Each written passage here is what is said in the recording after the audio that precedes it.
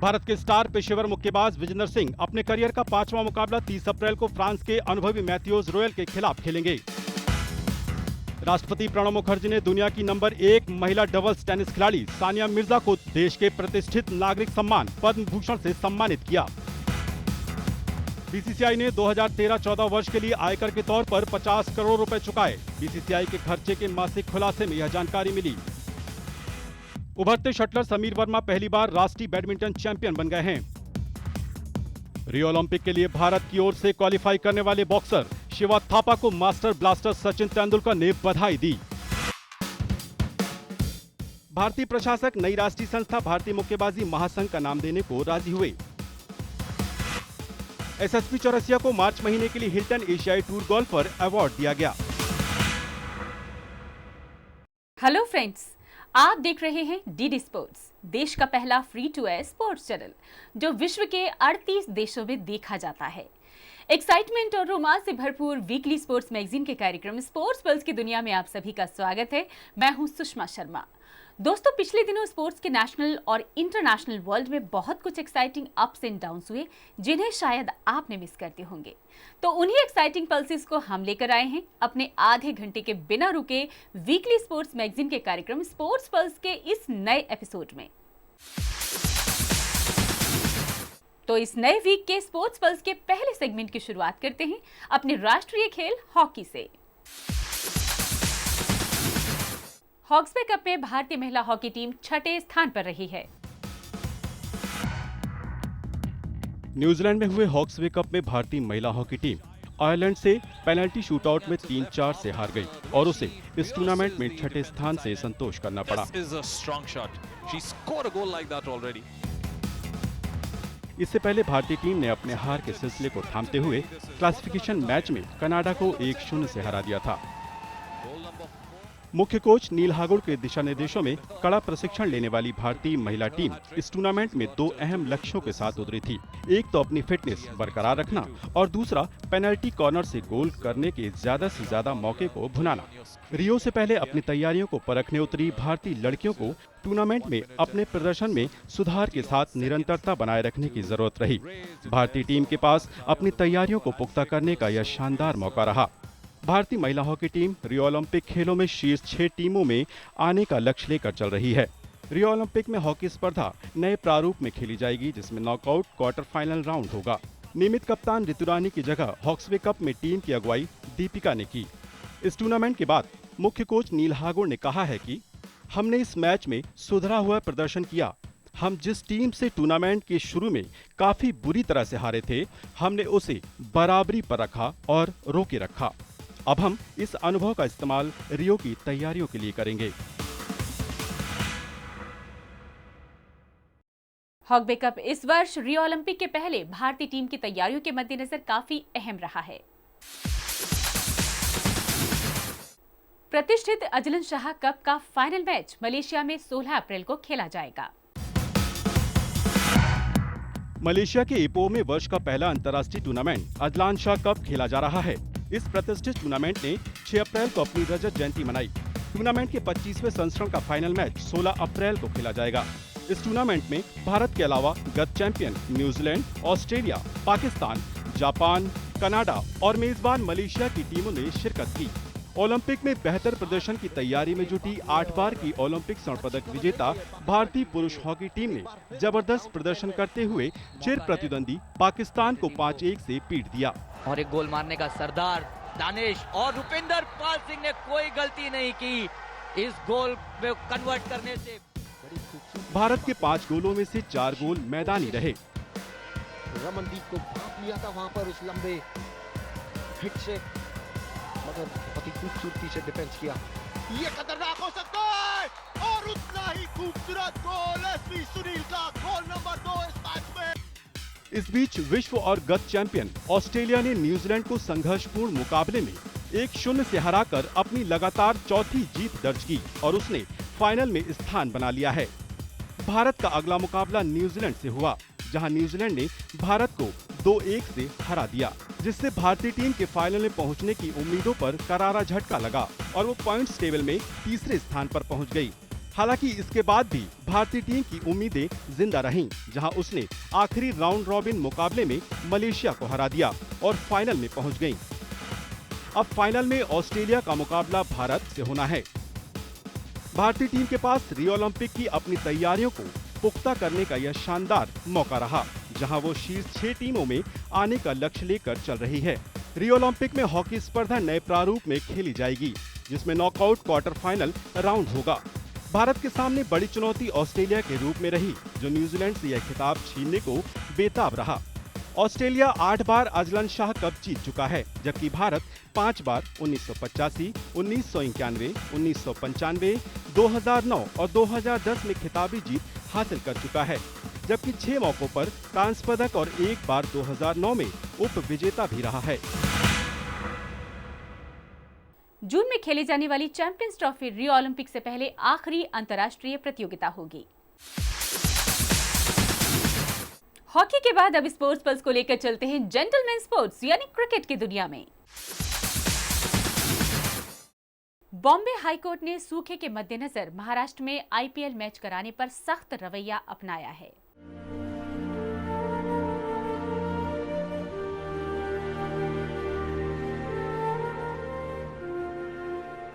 महाराष्ट्र इस समय गंभीर सूखे का सामना कर रहा है। मराठवाड़ा के लातूर में पानी की कमी के चलते धारा 144 लागू की गई है। साथ ही विशेष ट्रेनों के जरिए पानी पहुंचाया जा रहा है। यह सब देखते हुए बॉम्बे हाई कोर्ट ने महाराष्ट्र में आईपीएल मैच कराने पर सख्त रवैया अपनाते हुए अपने एक आदेश से हाई कोर्ट की पिच पर भारतीय क्रिकेट कंट्रोल बोर्ड को बोल्ड कर दिया है, क्योंकि आईपीएल 9 के दौरान महाराष्ट्र के 3 स्टेडियम में करीब 60 लाख लीटर पानी का इस्तेमाल होता। बॉम्बे हाई कोर्ट ने बीसीसीआई को आदेश दिया है कि 30 अप्रैल के बाद होने वाले आईपीएल के मैचों को भीषण सूखे से जूझ रहे महाराष्ट्र से बाहर ले जाएं। हाईकोर्ट के इस आदेश से आईपीएल के आगामी 13 मैचों के साथ ही टूर्नामेंट का फाइनल मैच भी राज्य से बाहर करना पड़ेगा। वहीं बीसीसीआई ने आईपीएल के मैच राज्य में ही हो, इसके लिए कई प्रस्ताव कोर्ट के सामने रखे थे, लेकिन वे सब बेकार गए। बीसीसीआई ने कोर्ट से कहा था कि पुणे और मुंबई की टीमें मिलकर संकटग्रस्त किसानों की मदद के लिए मुख्यमंत्री राहत कोष में 5-5 करोड़ रुपए देंगी और प्यासे इलाकों में 60 लाख लीटर सीवर का परिशोधित पानी मुफ्त में पहुंचाया जाएगा। इससे पहले महाराष्ट्र सरकार ने कहा था कि यदि कोर्ट महाराष्ट्र में आईपीएल को बैन कर देती है तो वे आपत्ति नहीं करेंगे, भले ही उन्हें राजस्व का नुकसान हो। My government has taken strong position in the High Court. We have said that we will not provide potable water for IPL for this season. Even if IPL is shifted, we have no problems, but no potable water will be provided. And it was put forth by the organizers that they would use non-potable water. We have said that unless we ensure that it is a non-potable water, we cannot allow. So we are okay even if it is shifted. गौरतलब है कि tournament का उद्घाटन match 9 अप्रैल को मुंबई के Wankhede stadium में ही खेला गया था, क्योंकि वैकल्पिक व्यवस्था करने के लिए पर्याप्त समय नहीं होने के कारण कोर्ट ने उसकी अनुमति दी थी। बॉम्बे हाई कोर्ट ने अपने आदेश में कहा है कि महाराष्ट्र के लाखों लोगों की परेशानियों से मुंह नहीं मोड़ सकते, क्योंकि पैसे से ज्यादा महत्वपूर्ण है पानी। महाराष्ट्र में करीब 60 लाख लीटर पानी का इस्तेमाल आईपीएल मैचों के दौरान होगा।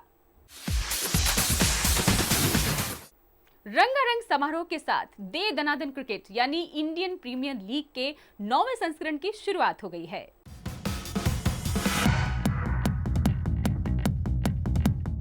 बॉलीवुड की तड़क भड़क के साथ वेस्टइंडीज के क्रिकेटर ड्वेन ब्रावो के फेमस चैंपियंस डांस जैसी रंगारंग परफॉर्मेंस के बीच इंडियन प्रीमियर लीग के 9वें संस्करण का आगाज हो गया है। उद्घाटन समारोह में पूरी दुनिया को झूमने पर मजबूर करने के लिए फिल्मी से लेकर क्रिकेट सितारे तक मौजूद थे।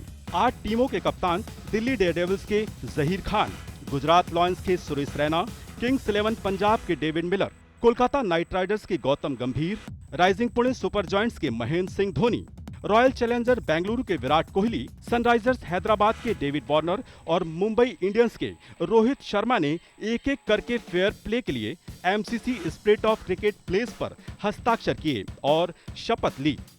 9 अप्रैल से 29 मई तक हो रहे आईपीएल के इस 9वें संस्करण में 8 टीमें करीब 60 मैच खेलेंगी। आईपीएल के इस 9वें संस्करण का फाइनल मैच 29 मई दिन रविवार को खेला जाएगा। पहले मैच में वानखेड़े स्टेडियम में गेंदबाजों के कमाल के बाद अजिंक्य रहाणे के अर्धशतक से पदार्पण करने वाली महेंद्र सिंह धोनी के नेतृत्व वाली राइजिंग पुणे सुपर जॉयंट्स ने एक तरफा मुकाबले में गत चैंपियन मुंबई इंडियंस को 9 विकेट से हराकर जीत के साथ आगाज किया। वहीं ब्रैड हॉग और आंद्रे रसेल की दमदार गेंदबाजी के बाद रॉबिन उथप्पा और गौतम गंभीर की शानदार बल्लेबाजी की बदौलत कोलकाता नाइट राइडर्स ने आईपीएल 2016 के दूसरे मुकाबले में दिल्ली डेयरडेविल्स को 9 विकेट से रौंद दिया। अब करीब 2 महीने तक क्रिकेट के सबसे छोटे प्रारूप की धूम पूरी दुनिया में छाई रहेगी। तो आप सब मजे लेते रहिए इस दे दनादन क्रिकेट यानी इंडियन प्रीमियर लीग के 9वें संस्करण की। इंडियन प्रीमियर लीग के 9वें संस्करण का फाइनल मैच 29 मई को खेला जाएगा। क्रिकेट के बाद अब स्पोर्ट्स पल्स का रुख करते हैं रैकेट वर्ल्ड यानी टेनिस के सेगमेंट में। सेरेना विलियम्स और नोवाक जोकोविच टेनिस संघ की वर्ल्ड रैंकिंग में टॉप पर कायम है।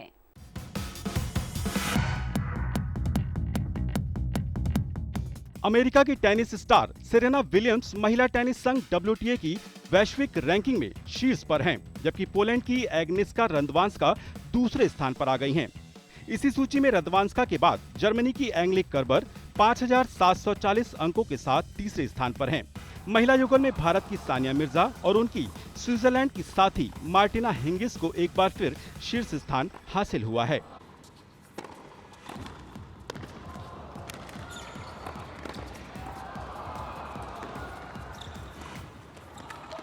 वहीं सर्बिया के नोवाक जोकोविच जारी टेनिस पेशेवर संघ ATP की पुरुष एकल रैंकिंग में 16,540 अंकों के साथ शीर्ष पर बने हुए हैं। इस सप्ताह शीर्ष 10 की सूची में कोई बदलाव देखने को नहीं मिला है। एंडी मरे दूसरे और स्विट्जरलैंड के रोजर फेडरर तीसरे स्थान पर बने हुए हैं।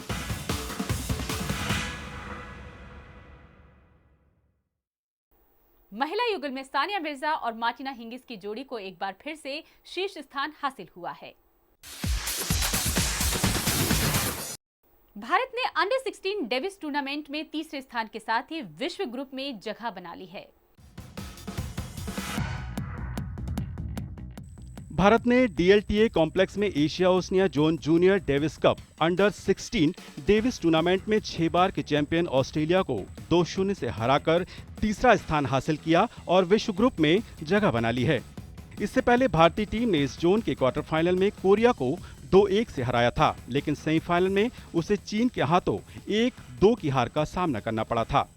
वहीं एशियाई खिलाड़ियों को कमाई के अधिक मौके देने की कवायद में एशियाई टेनिस महासंघ ने 18 अप्रैल से दिल्ली में ATT के लॉन्च का ऐलान किया है।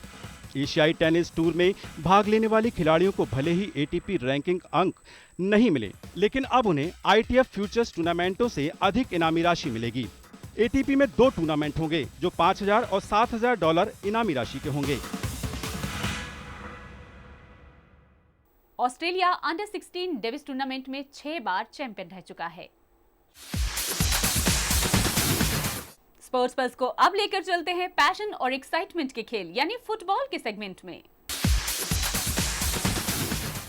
फीफा की ताजा जारी रैंकिंग में भारतीय फुटबॉल टीम को 162वां स्थान मिला है।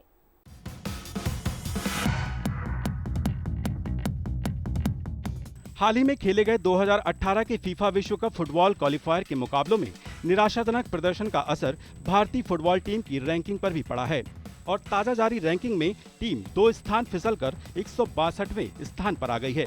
विश्व कप क्वालिफायर्स में भारत का प्रदर्शन अच्छा नहीं रहा था और टीम ने 8 में से 7 मैचों को गंवा दिया। अंतिम मुकाबले में टीम को तुर्कमेनिस्तान के हाथों 1-2 से हार का सामना करना पड़ा था। रैंकिंग में ईरान एशिया में शीर्ष पर रही है, वहीं ऑस्ट्रेलिया और दक्षिण कोरिया दूसरे और तीसरे क्रम पर रही हैं।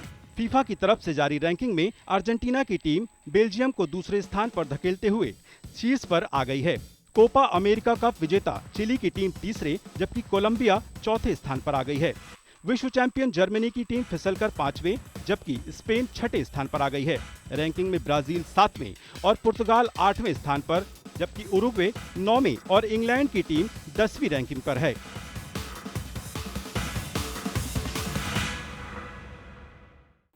भारत ने देश में फुटबॉल के विकास के लिए फीफा प्रमुख से समर्थन जारी रखने की बात कही है।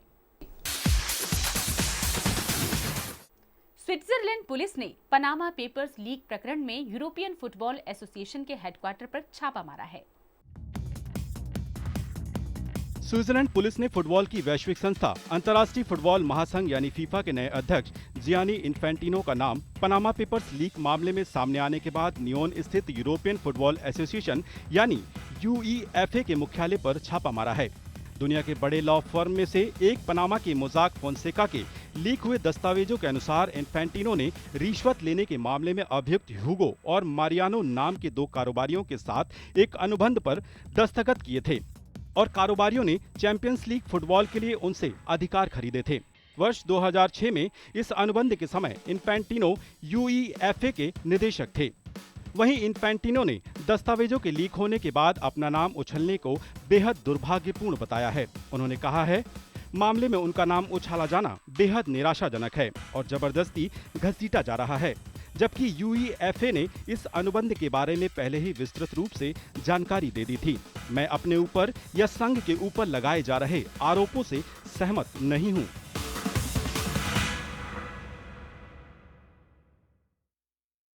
फीफा के अध्यक्ष जियानी इन्फेंटिनो 2006 में यूरोपियन फुटबॉल एसोसिएशन के अध्यक्ष भी रह चुके हैं।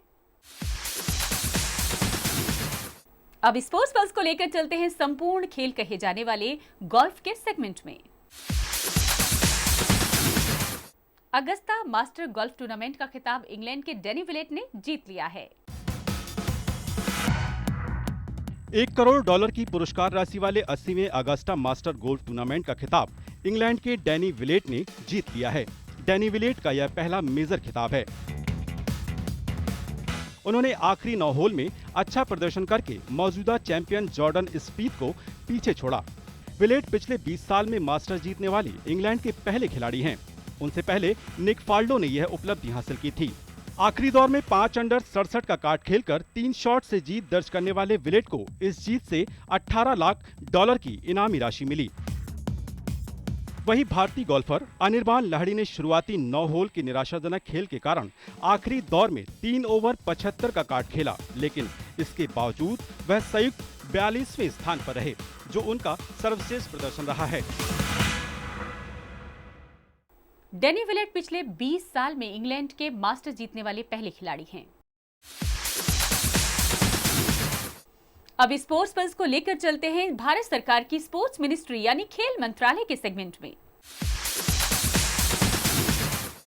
रियो ओलंपिक की तैयारियों के लिए खेल मंत्रालय ने मिशन ओलंपिक सेल यानी MOC का गठन किया है।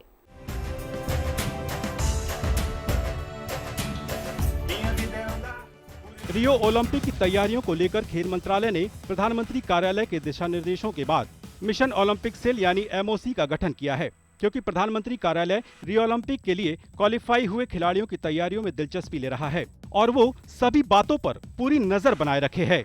स्पोर्ट्स अथॉरिटी ऑफ इंडिया के DG इंजेती श्रीनिवास को इस सेल का चेयरमैन बनाया गया है। मिशन ओलंपिक सेल तुरंत प्रभाव से कार्य कर रहा है, जिसमें कार्यकारी निर्देशक टीम्स भी शामिल है। मिशन ओलंपिक सेल कम से कम 15 दिनों में एक बैठक जरूर करेगा और इसकी प्रगति report sports secretary Rajiv Yadav को भेजेगा। इस मिशन ओलंपिक सेल में एथलेटिक्स फेडरेशन ऑफ इंडिया के president, national badminton coach Pullela Gopichand, National Rifle Association of India chief Raninder Singh, IOA joint secretary Rakesh Gupta और पूर्व ओलंपियन माला श्रॉफ भी शामिल हैं। ये सभी सदस्य ओलंपिक में पदक जीतने वाले खिलाड़ियों पर पूरी तरह से ध्यान रखेंगे और 2020 और 2024 ओलंपिक में पदक की उम्मीद पर खरे उतरने वाले प्रतिभावान खिलाड़ियों पर ध्यान केंद्रित करेंगे। मिशन ओलंपिक सेल यानी MOC रियो ओलंपिक के लिए क्वालिफाई कर चुके खिलाड़ियों की तैयारियों पर नजर रखेगा। अब स्पोर्ट्स पल्स को लेकर चलते हैं खेलों के महाकुंभ यानी ओलंपिक के सेगमेंट में। रियो ओलंपिक के लिए ब्राजील ने अपने खिलाड़ियों के लिए जर्सी का अनावरण कर दिया है।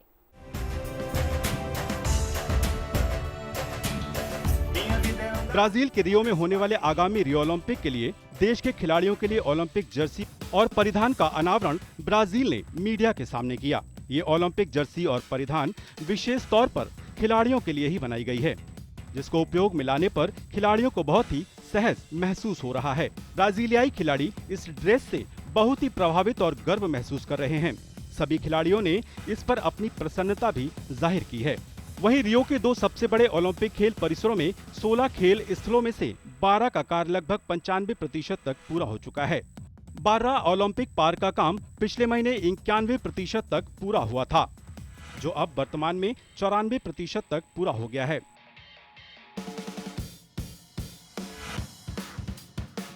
बारह में सबसे आधुनिक खेल स्थल कैरियोका 3 एरिना और अंतर्राष्ट्रीय प्रसारण केंद्र का काम 97% तक पूरा हो गया है। देवदोरो पार्क में 2 स्थलों माउंटेन बाइक और BMX कोर्सेज का काम पहले ही पूरा हो गया था। इस बीच व्हाइट वाटर स्टेडियम का काम 98% और यूथ एरिना का 74% तक संपन्न हो चुका है। रियो के ओलंपिक और पैरालंपिक विलेज का काम भी लगभग 97% तक पूरा हो गया है, जबकि गोल्फ कोर्स का काम 98% तक तैयार है। खेलों का महाकुंभ रियो ओलंपिक 5 अगस्त से लेकर 21 अगस्त तक ब्राजील के रियो में आयोजित होने जा रहे हैं। चलिए अब स्पोर्ट्स पल्स को लेकर चलते हैं कॉमनवेल्थ गेम्स यानी राष्ट्रमंडल खेलों के सेगमेंट में। 2018 राष्ट्रमंडल खेलों का शुभंकर बोरोबी होगा, जो कि एक नीले रंग का क्वाला है। 2018 में ऑस्ट्रेलिया के क्वींसलैंड राज्य के गोल्ड कोस्ट में राष्ट्रमंडल खेलों का 4 से 15 अप्रैल तक आयोजन किया जाने वाला है। राष्ट्रमंडल खेलों के शुभांकर का अनावरण पिछले दिनों किया गया। इस शुभांकर को बोरोबी नाम दिया गया है, जो कि एक नीले रंग का क्वाला है। He's very cute and he's very Australian. With his surfboard under his arm, yeah, it looks really good, yeah. I think it looks good. I think it really suits the Gold Coast. 5 lakh से अधिक की जनसंख्या वाले gold coast ने खेलों की सफल मेजबानी का वादा किया है। ऑस्ट्रेलिया एकमात्र देश है जिसे 5वीं बार राष्ट्रमंडल खेलों की मेजबानी का मौका मिला है। ऑस्ट्रेलिया ने आखिरी बार 2006 में मेलबोर्न में इन खेलों की मेजबानी की थी। ऑस्ट्रेलिया इसके अलावा 1938 में सिडनी, 1962 में पर्थ और 1982 में ब्रिस्बेन में भी इन खेलों का आयोजन कर चुका है। सरकार ने कहा है कि वे घरेलू परिस्थितियों का फायदा उठाकर मेलबोर्न राष्ट्रमंडल खेलों के अपने सर्वश्रेष्ठ प्रदर्शन को दोहराने की कोशिश करेंगे, जहां ऑस्ट्रेलियाई खिलाड़ियों ने रिकॉर्ड 221 पदक जीते थे। –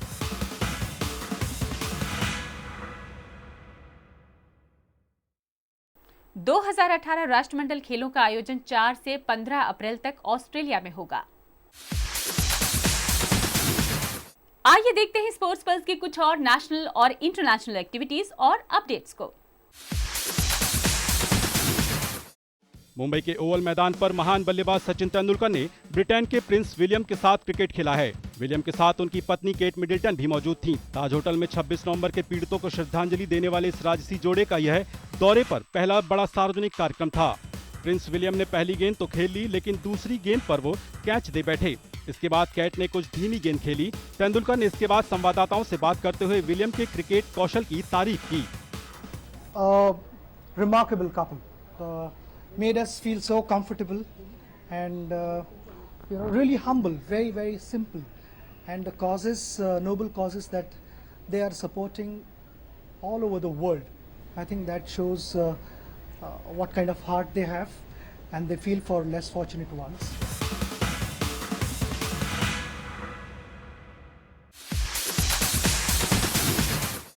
मैनी पैक्याओ ने टिम ब्रॉडले के खिलाफ अपने विदाई मुकाबले को यादगार बनाने में कोई कसर नहीं छोड़ी और ब्रॉडले को 116-110 से मात देकर अपने मुक्केबाजी करियर का अंत भी उतना ही शानदार तरीके से किया। फिलीपींस के 37 वर्षीय मुक्केबाज ने कहा था कि वो ब्रॉडले के खिलाफ इस तीसरे मुकाबले के बाद मुक्केबाजी को अलविदा कह देंगे। वे अब अपने देश में राजनीति में उतरना चाहते हैं और सीनेट का चुनाव लड़ने के इच्छुक हैं।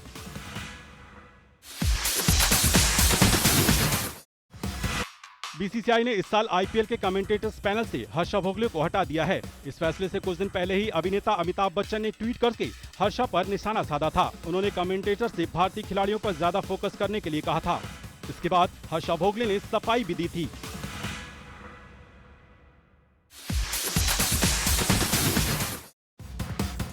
एटलेटिको मैड्रिड ने 3 साल में दूसरी बार चैंपियन लीग के सेमीफाइनल में कदम रखा है, लेकिन उनके सेमीफाइनल में पहुंचने से बार्सिलोना को चैंपियन लीग से बाहर होना पड़ा। बायर्न म्यूनिख ने भी बेनिका पर 3-2 से बढ़त बनाते हुए सेमीफाइनल में प्रवेश किया है। लियोनेल मेसी जैसे स्टार खिलाड़ी वाली बार्सिलोना के बाहर होने से कई फुटबॉल फैंस निराश हो गए हैं।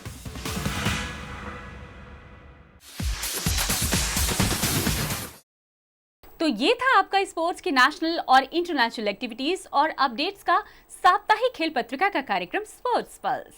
स्पोर्ट्स पल्स का ये कार्यक्रम आपको कैसा लगा? इसके बारे में अपनी प्रतिक्रियाएं और सुझाव हमें इस पते पर दें। हमारा पता है producer sports pulse, room number 2, CPC Doordarshan, Asiad village complex, new Delhi 110049, India. आप हमें ईमेल भी कर सकते हैं। हमारा ईमेल एड्रेस है sportspulsdds@gmail.com। यही नहीं, आप हमें सोशल मीडिया पर भी कांटेक्ट कर सकते हैं। हमारा फेसबुक एड्रेस है www.facebook.com/दूरदर्शन स्पोर्ट्स। आप डीडी स्पोर्ट्स पर ट्वीट भी कर सकते हैं। डीडी स्पोर्ट्स का ट्विटर हैंडल है Twitter @DD Sports Channel। आप डीडी स्पोर्ट्स से यूट्यूब के माध्यम से भी जुड़ सकते हैं। यूट्यूब से जुड़ने के लिए सब्सक्राइब अस ऑन youtube.com/दूरदर्शन स्पोर्ट्स। डीडी स्पोर्ट्स इंस्टाग्राम पर अवेलेबल है। Find us at @DD.sports। और आखिर में चलते चलते खेलों का महाकुंभ रियो ओलंपिक 2016 5 अगस्त से लेकर 21 अगस्त तक ब्राजील के रियो में आयोजित होने जा रहे हैं। लंदन ओलंपिक 2012 में भारत ने कुल 6 पदक जीते, जिनमें 2 रजत और 4 कांस्य पदक शामिल थे, जो कि ओलंपिक के इतिहास में ये भारत का अब तक का सर्वश्रेष्ठ प्रदर्शन रहा और भारत 55वें स्थान पर रहा। लंदन ओलंपिक 2012 में साइना नेहवाल ने बैडमिंटन स्पर्धा में कांस्य पदक जीता। तो आइए आप सबको आखिर में चलते चलते साइना नेहवाल द्वारा जीते गए कांस्य पदक के जीत के पलों में छोड़े जाते हैं।